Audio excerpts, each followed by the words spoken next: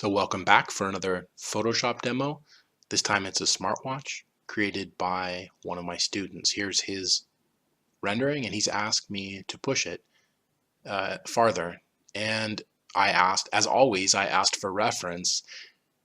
And in this case, the student provided the perfect piece of reference, which makes this video really relevant for our class. What he's done is found a design sketch of a vacuum cleaner. That's this image here.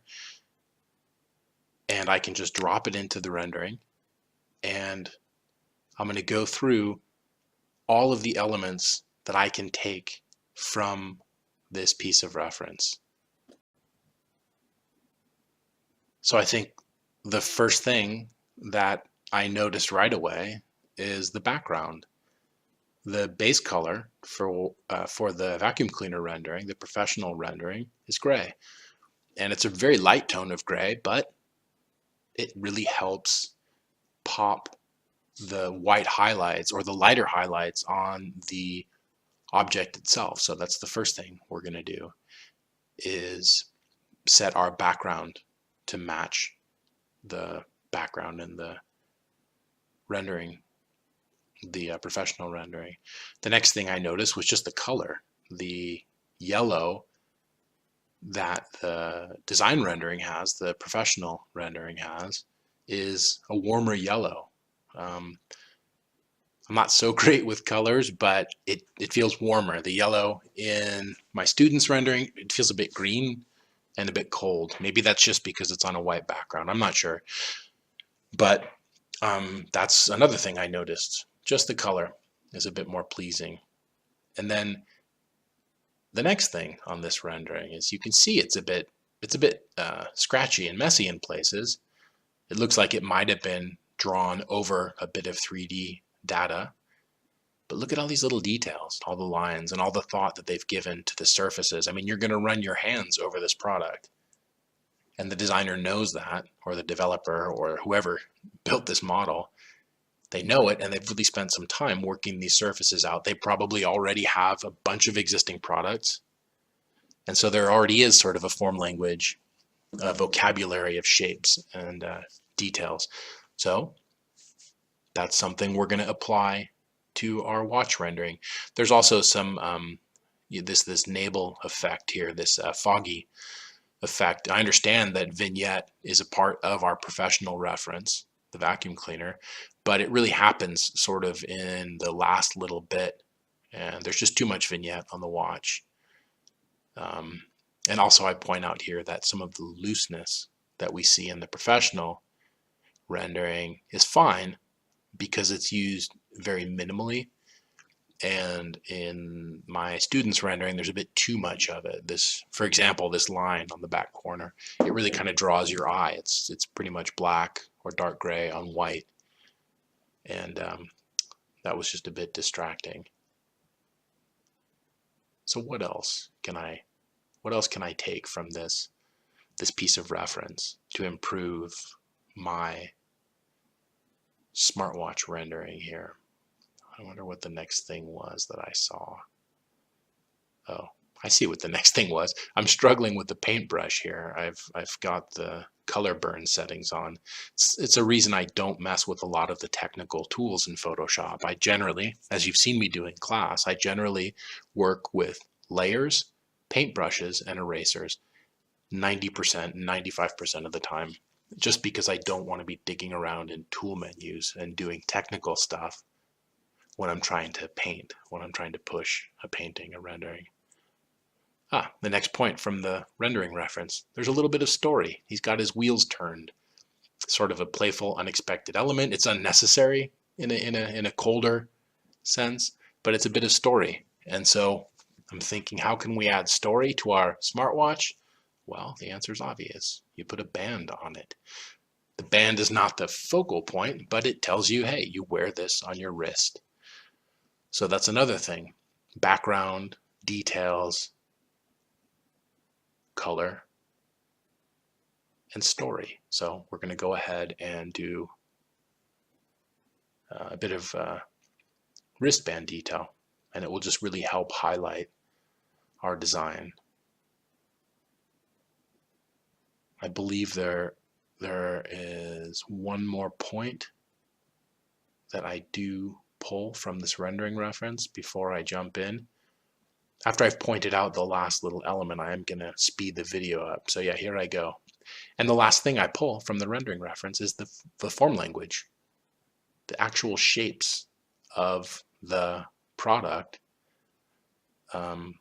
That's something we can look at, and it will help us make decisions about our watch. I also don't want to design an entire watch face, so I just go ahead and cut this this watch face out later. But look at the chamfering. It's a beautiful piece of design there, this chamfer surface. And so with that, I jump right in and start to do my first little bit of pushing this rendering based on the reference by adding a chamfered surface. And it's really effective because this chamfer is directly in the middle of the rendering, and it's really going to help spice up this this design and just make it look like something you really want to have on your wrist.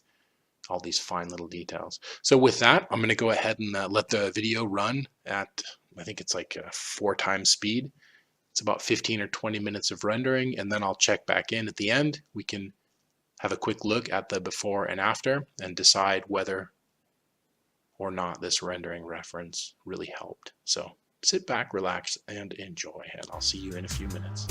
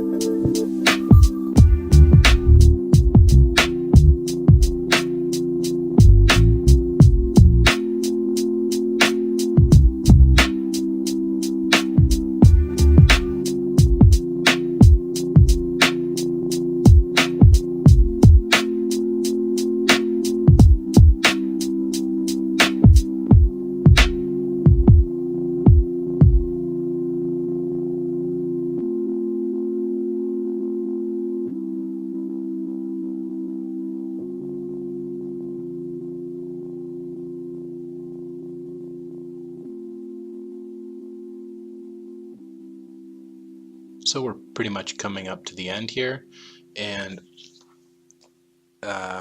watching the video, of course, I'm thinking, oh yeah, I could change the band, I could do this, I could do that. But that's just the nature of doing this professionally. It's that you're never allowed to just work on something forever. Yeah, privately, sure. You can then take this rendering and push it farther in, for 6 months, doesn't matter. But these things have deadlines. This thing needs to be presented. It needs to be decided by leadership, whether it's going to be produced, whether the tools are going to be cut in steel, and everything is a business decision. The drawing has to be finished. So we wrap it up. And again, this was a real pleasure because the reference provided by this student was perfect. It's the best piece of reference I've had all semester, and it made doing this pretty much brainless. And you can see I'm just wrapping it up now, getting rid of the reference image. I'm going to go ahead and put a little branding on here. I think I'm just noodling a couple of the corners. I found that the sharp edges on the inside of the watch face were bugging me a little bit. So I think I popped in here quickly and rounded stuff up. And don't get me wrong, even when I'm working on a deadline, I'll spend that extra time to just zoom out, zoom back in, flip the image over, try to see it with fresh eyes. I want to make sure that when my boss or when my client or when the head of the company or the person who gave me my job comes and looks at this, I want them to have their socks knocked off a little bit. And I think we've reached that point now. I'm going to go ahead and create a drop shadow, just duplicate it, cut out the shape of the watch, gave it a bit of a Gaussian blur, dropped it behind the watch, and that again is direct from the rendering reference that we were looking at. And I'm going to drop, of course, the signature in. Don't use this signature, it's mine, but go ahead and come up with a cool signature for yourself. We're going to pull the branding out. Make sure the branding is bigger than your signature. Companies like that. And you've got a finished rendering, basically. I think the last little shot here, we're going to drop the original piece of reference, or rather the original drawing, over our drawing, and just to double check, get a little satisfaction from seeing how far our work has come. There you have it. Hope you guys enjoyed it, and I'll see you next week.